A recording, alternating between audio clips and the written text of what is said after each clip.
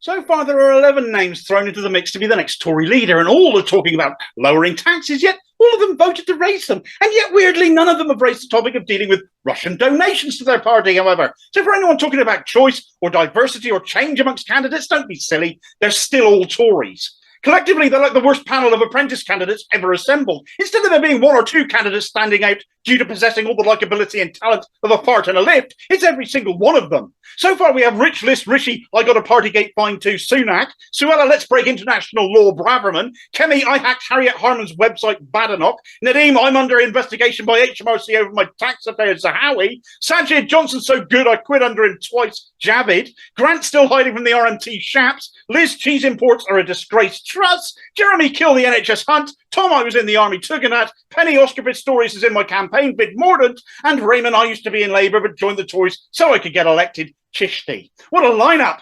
Preeti Deport the Refugees Patel is expected to declare at some point as well, which would make it a dirty dozen of right-wing shits competing to be Prime Minister and lead the country in an election the vast majority of us can take no part in. So it's little wonder they're peddling to the cheaply pale, male and stale Tory membership in what they're putting on offer. The tax cuts I've already mentioned. It's a soundbite to appeal to the selfish, frankly. But the thing with cutting taxes is it means you have to cut spending too. Not because taxes pay for spending, but because they prevent the pound being devalued when the government prints money to spend. If you create more money, you have to remove some too, which is what taxes do. In which case, tax cuts means more cuts to essential services, our communities, all at a time, and they're also telling us not to ask for a pay rise when we can't make ends meet.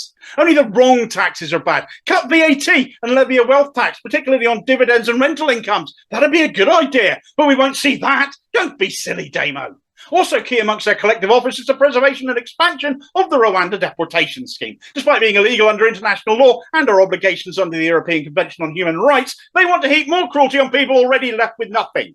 There will be more to come, but the direction of the party is only being driven further and further to the right, and as much as we'll enjoy seeing Tory on Tory attacks, ultimately whoever wins won't make anyone's life better, save for themselves.